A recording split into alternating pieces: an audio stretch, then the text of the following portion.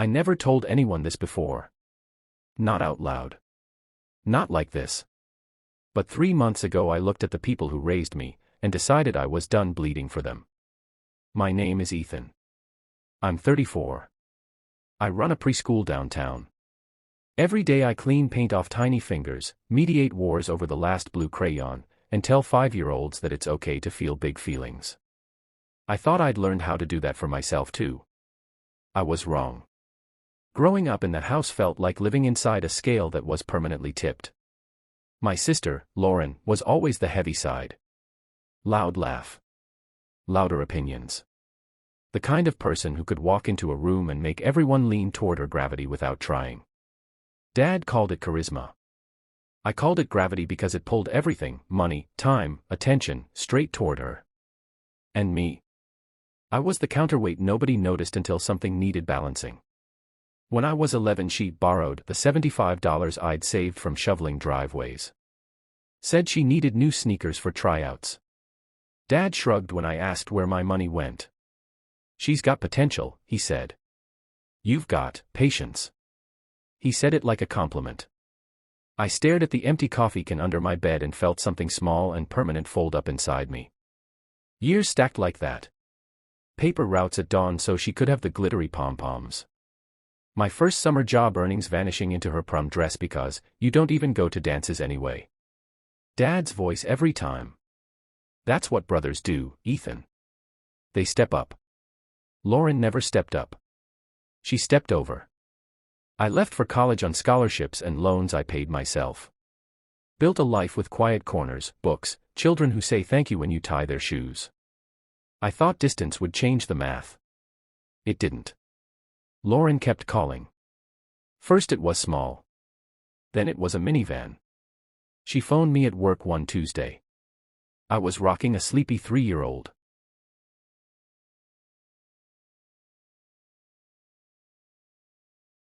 Against my shoulder. Her voice cut through the soft hum of nap time. I need a reliable car, Ethan. This one's dying and the kids deserve better.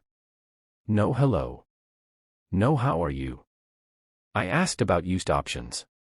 She laughed like I'd suggested she eat dirt. My credit's shot. Kyle's worse. You've got great credit. Just cosign. It's not even a big deal. I pictured 5 car seats, 5 hungry faces, 5 futures riding on a vehicle that rattled. So I said yes. Not for her. For them. The title ended up in my name. I didn't fight it. I just set up autopay, $612 a month. Silently. For 3 years. She sent me one photo of the van gleaming in her driveway. Caption, finally something decent. No thank you. No promise. Just the photo. Like she'd won it in a raffle. The weekend started creeping in after the 4th kid. Drop-offs became assumptions. Friday at 6 sharp, her SUV would pull up outside my apartment. She'd text, here. Not can you. Not would you mind. Just here. I'd open the door and 5 small tornadoes would spill inside. I loved them. God, I loved them. But love isn't the same as limitless availability.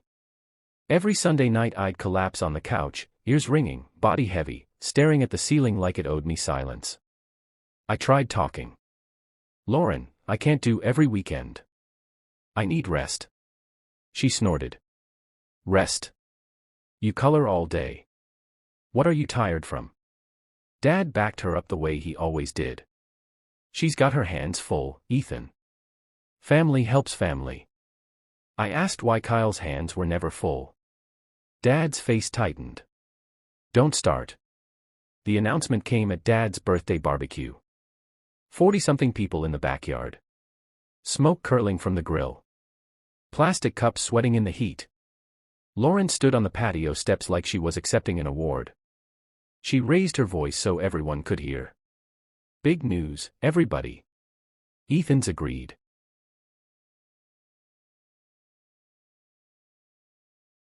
To watch my 5 kids every single weekend. Free. Laughter rippled. Someone whistled. She grinned wider. And before he tries to back out, he doesn't have a life anyway. The words landed like a slap I'd been waiting for since I was 11. People chuckled. Dad nodded proudly. I felt the old reflex rise, smile, shrink, disappear. Instead I heard my own voice. Come. Clear. No. The laughter stuttered. Lauren's smile froze. What? I said no. I'm not your free weekend daycare. Dad stepped forward, voice low and dangerous. Not here, Ethan. I looked straight at him. You announced it here. I'm answering here.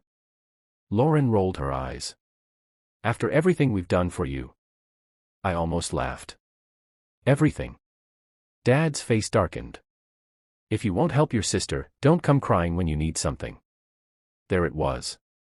The old contract. Help or be cut off. I felt the paper tear inside me. I smiled. The same smile I give a toddler right before I enforce a boundary. Deal. I reached into my bag. Pulled out the envelope I'd carried for weeks. Set it on the picnic table. Dad stared at it like it might bite. Open it. He tore the flap. The first page was the vehicle title. My name. Not hers. Lauren leaned in. What the hell is that? Dad's voice came out thinner. It's the van. I spoke to the crowd, not just to them. I've paid $612 a month for 3 years. Autopay. Quietly. No one asked me to. No one thanked me. It was just expected. Silence swallowed the backyard. The grill hissed. A kid somewhere started crying. Lauren's face flushed red. You're seriously doing this now? In front of everyone. I nodded. You did it in front of everyone. I tapped the next page. A letter from my lawyer. 90 days. Refinance or repay. Or the van returns to me. Autopay ends Monday. Dad tried bargaining. Soft voice. Family voice. Come on, son. The kids. I cut him off. I've been thinking about the kids for years. You've been thinking about Lauren. She screamed. You're abandoning them. I looked at her. No. I'm stopping enabling you. I walked away while they shouted behind me. My hands shook only after the car door closed. I drove home. Cancelled the payment the next morning. Sent the messages. Short. Final. No debate. 3 months later the van broke down on the highway. 18 missed calls. Texts. Voicemails. I opened the last one. Lauren's voice cracking. Ethan, please. We're stuck. The kids are crying. I stared at the screen for a long time. Then I typed one word. No. I don't hate them. I don't wish them harm. But I finally understand what I teach 5-year-olds every single day. You don't get to hurt someone just because they've always let you. You don't get to demand love that costs someone their entire life. And you definitely don't get to act surprised when the person you used finally says enough. I still see the kids when it works for everyone. Never as a default. Never for free. And every time Dad or Lauren calls now, the phone feels lighter. Because I'm not carrying their weight anymore. I'm carrying mine. And it feels like breathing for the first time in 34 years. If someone you loved kept taking pieces of your life and calling it family, would you keep handing them the knife?